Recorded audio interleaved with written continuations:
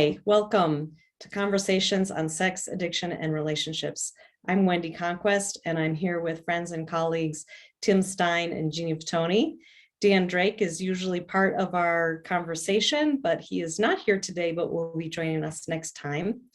Today, we're going to talk about shame, and we're going to do this a little bit different. We're going to do 3 parts. So the first part today is we're talking about shame in general.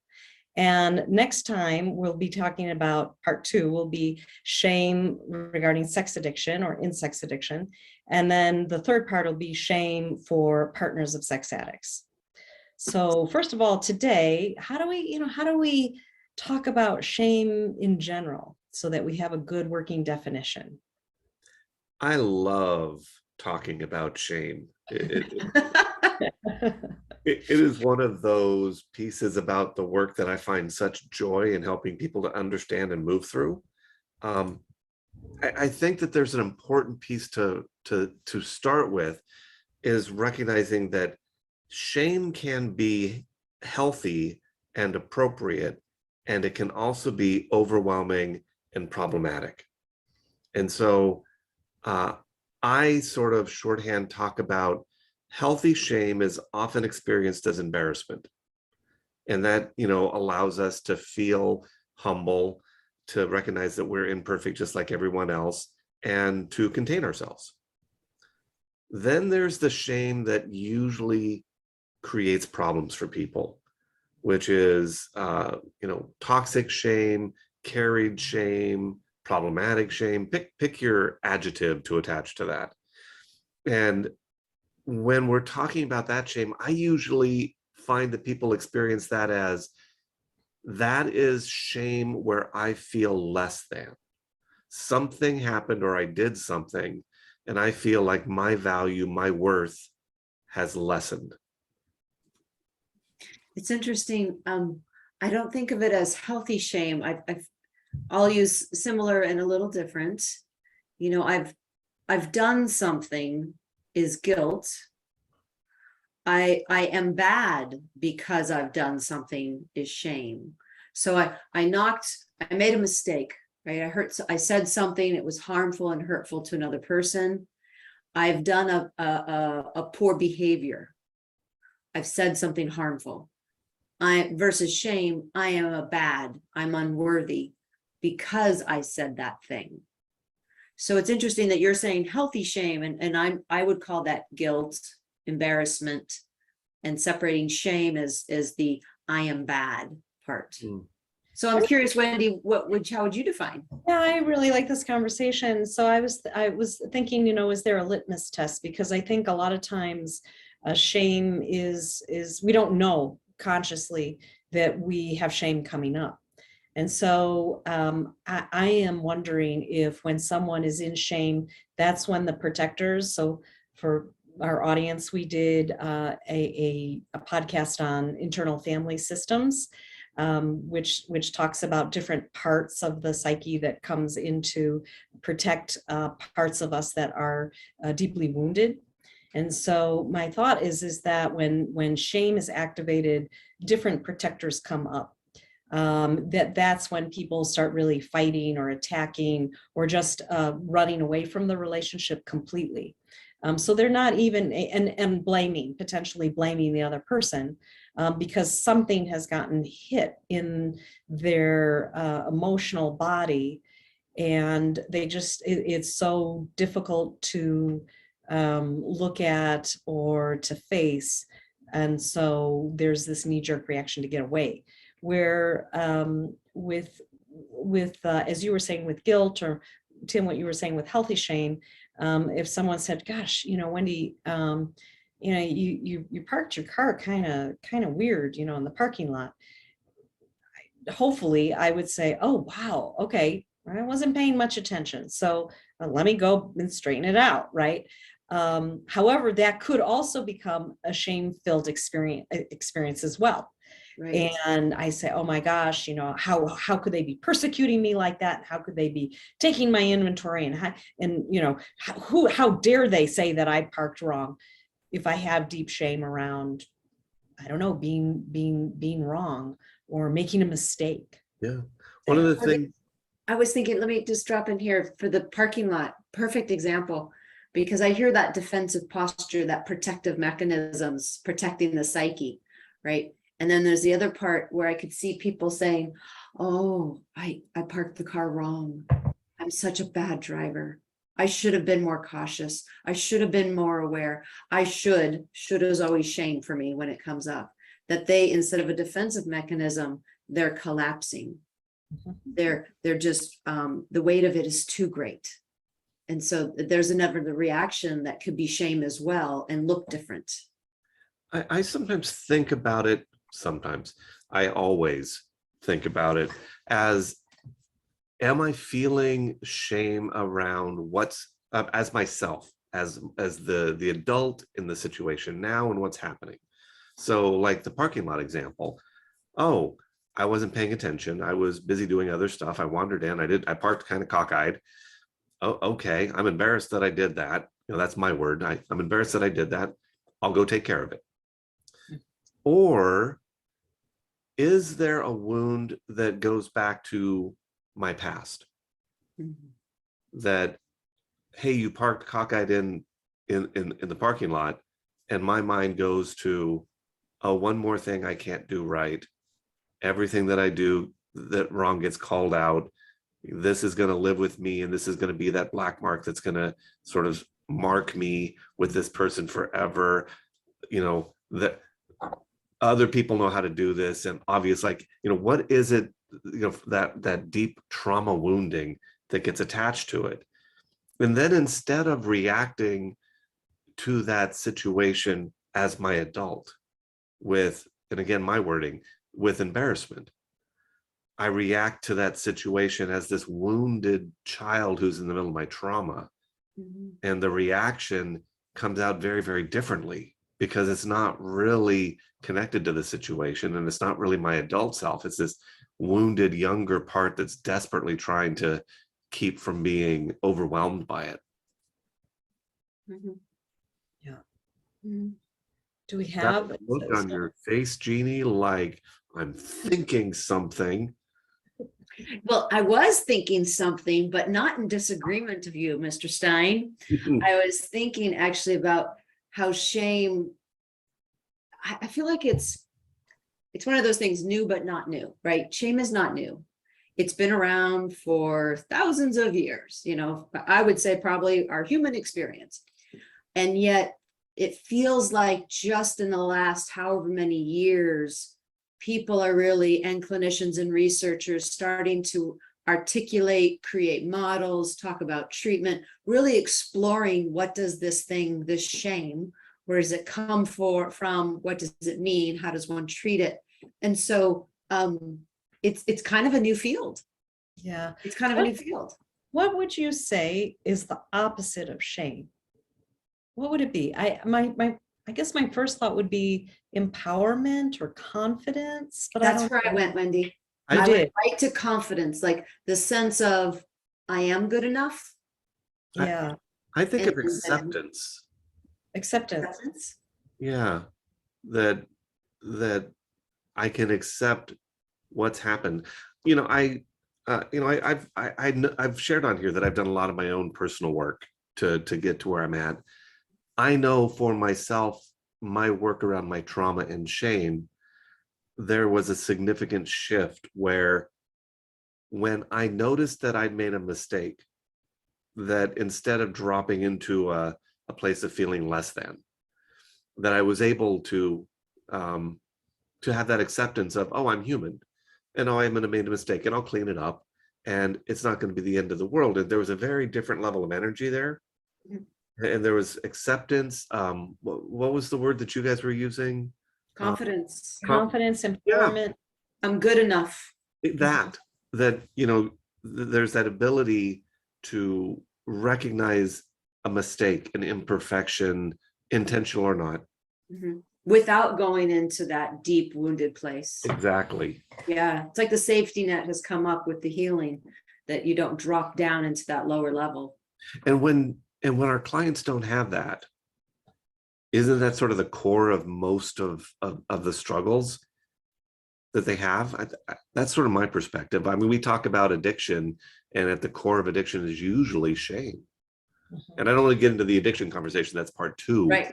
Right. Because I was going to say, I disagree, but I'm thinking I've got partners in my brain. And I was like, I don't know that that matches partner's experience about shame. Right. So part two and part three. Right. So, and for today, I'm wondering, so, sex is the first word in our podcast title, or, other than conversations. So can we have a little bit of a discussion around shame and being sexual, or shame and sex? Oh, I think yes. Because I do a lot of talking about healthy sexuality and then unhealthy sexuality, especially when we're talking addiction and such. And so I feel like before we can talk about sex and shame, we have to remind ourselves and empathize with our public of sex is difficult to talk about. Lots of folks are uncomfortable talking about it. And for a lot of folks, it's extremely private. Mm-hmm. So then we've got this sort of, we talk about it in quieter, more closed spaces. And that in my mind is like a fertile ground for shame. Yeah. Because it's in isolation or it's less public. Not that it can't be private and sacred and fine and good, healthy sexuality. That's not what I'm talking about.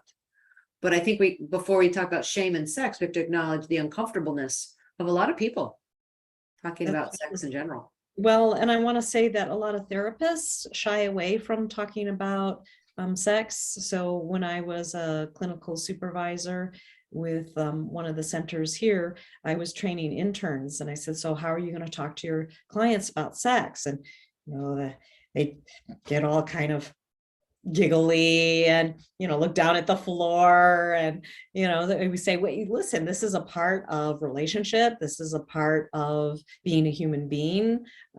So why would you, as a marriage or a couples therapist, how are you going to shy away from this? You can't shy away from this, right? It has to be a topic that you talk about. Yeah. Where were you going when you brought the sex and shame together? Where were you thinking of going there, Wendy? Wherever it goes. When I didn't have the conversation. Yeah, it's a conversation. I didn't have a goal or all right, just checking. Well, with shame and sex, I think one of the things just to acknowledge is it shows up in all kinds of different ways. People feel shame about not being sexual enough. Mm-hmm. People feel shame about desiring sex.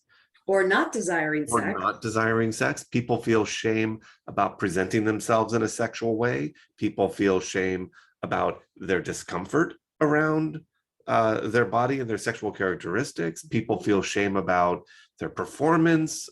There's all kinds of different ways, and there isn't.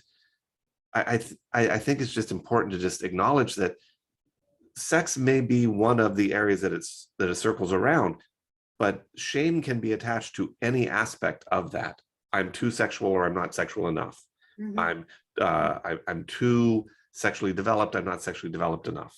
I mean, that shame and that sense of less than can attach itself to it in multiple different ways. There isn't one pathway for that. Yeah, and I'm going to say that a lot of people that carry shame around sex and their own sexuality, that a lot of times gets rooted in adolescence, when people are developing at different rates, and there is favoritism or not towards a popular person or a not popular person, and that's a wound that I see in a lot of people that I work with. It also can be shame around sex, can be certainly with childhood sexual abuse. Yeah. Or I don't know, probably sexual abuse anytime in life can create a sense of shame. Well, and also about conversations. I mean, it's very common that people have that I work with have shame around sexuality, and it goes back to, well, that was never a topic that was okay to talk about in my family. Or the other extreme is that sex was just all over the place in my family, that I feel very uncomfortable with it. So there's, it doesn't only come from peers, and it doesn't only come from, sexual experiences. It can come from sort of the message that someone receives growing up in their family, their community, all kinds of places. Yeah. One thing I've been kind of, again, haven't done a deep dive into this, but I've been keeping my eye on, there's some new work being done about treatment of shame. Again, this is one of those core pieces, and we've talked here today just back to adolescence or younger childhood or family environment. And sometimes there's just a personality where people have that less than sense about themselves. But I've been looking and keeping my eyes on some of the treatments, like Bessel van der Kolk, for example, who is an international famed clinician researcher in trauma, is doing a lot of work about body and shame and treatment in more of the body modalities, moving away from talk therapy into the body treatment work to connected to shame. Have you guys heard anything about this? Are you seeing that that's coming out? Well, it's sort of the core of somatic experiencing, which is a trauma treatment that, and again, if shame has its roots in trauma, when we're doing trauma work, we're simultaneously addressing and working on the shame that's attached to it. So let's just, for the viewers, somatic experiencing, and I'm going to say this poorly because I am not a trained somatic experiencing therapist, but it's the idea of noticing what's in your body and giving permission to your body to move that way or act that way when you so feel inclined when you're dealing with certain material. So I feel like I need to push, and therefore I'm using my body and doing that as I'm going through the talk therapy piece, incorporating the body into the work. Right. So you mentioned Bessel van der Kolk somatic experiencing. Another modality is brain spotting or EMDR. So with brain spotting, there's a lot of, well, both. There's emphasis on this, we say somatic, but what you're feeling in your body. So the very first thing is, can you go back to that event where you did first feel shame? What do you feel in your body? And with brain spotting, then you would actually find a spot in your visual field and then do a bilateral, they call it bilateral stimulation, where it can be nature sounds, or it can be different music specifically recorded that moves from the left to the right and back again. And that modality, then people actually, it's like a go light for the body to process trauma. And people have a lot of physical sensations. They might have visuals come up. That's another way of processing trauma. We can say, and I remember one of the trainers here said, well, Wendy, when you're working with your clients, do you find a shame spot? Do you find a brain spot that's associated with shame? And I'm like, oh, that's brilliant. Yeah, of course. That's what I need to be doing. I think it's important also for the public to understand when we talk about brain spotting, somatic experiencing, EMDR, it's working with a trained person who's certified in that modality. This is not something you necessarily do at home unless you've had someone teach you about that. But I was noticing that, again, Bessel's doing more body-oriented work, not necessarily somatic experiencing, which in my mind, again, is like, now we're talking about shame, whereas we really weren't to the level maybe 7 years ago. This wasn't as big of a topic. And of course, shame's always been there. And I feel like now there's going to be, in the next couple of years, more body-oriented treatment modalities that are addressing shame. This whole field, this whole topic is exploding. There's a piece here that I want to call out that we're sort of talking around, but I think it's important. And that is, in my lingo, healthy shame or embarrassment or guilt or whatever, however you choose to label that, people feel that, they experience it, they use it to guide them, and they move on. The problematic shame, whether that's carried, toxic, however you want to identify that, there's so much more to addressing that than just telling yourself, oh, I shouldn't feel less than about this. And so when we're talking about somatic experiencing and EMDR and brain spotting, what we're really highlighting is there's a much deeper process to healing that problematic shame than just noticing it and saying, I'm not going to feel it. because that doesn't seem to have legs. At least that's what we've seen clinically over time. It's a good first step, though. So- The awareness and figuring out where it's triggered, where it comes from. That's the good. I would summarize is basically it's a core of not enough. And I don't mean quantity, but it's the good enoughs. I'm not a good enough parker of the car. I'm not a good enough performer and whatever. I'm not good enough in this. It's anything that's attached to the I'm not good enoughs. And it can show up like it sometimes shows up with money. I have this money, but somehow I don't deserve it. I don't deserve it, right?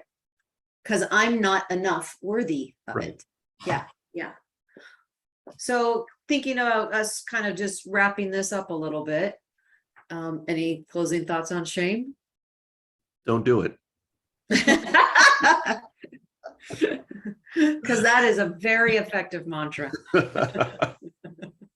So I would invite our viewers and also our listeners to take a moment today or this evening, whenever you're listening to this, and get curious about what they may have shame around. And then how does it express itself? Have you become a perfectionist? Have you become someone that just gives up? Have you turned to drugs or alcohol or sex or shopping to cover something that you feel is innately wrong with you? Mhm. And just start there by taking a little bit of an inventory. There's a lot of resistance to people looking at their own shame. It seems dangerous. It seems, well, if I do that, then what's going to happen? Will I implode, or will everyone hate me? Or, but I think it's if you have the courage, it's a healthy exercise. Mhm. That is so beautifully eloquent. Well Thank you. done, Wendy. Well done. Thank you.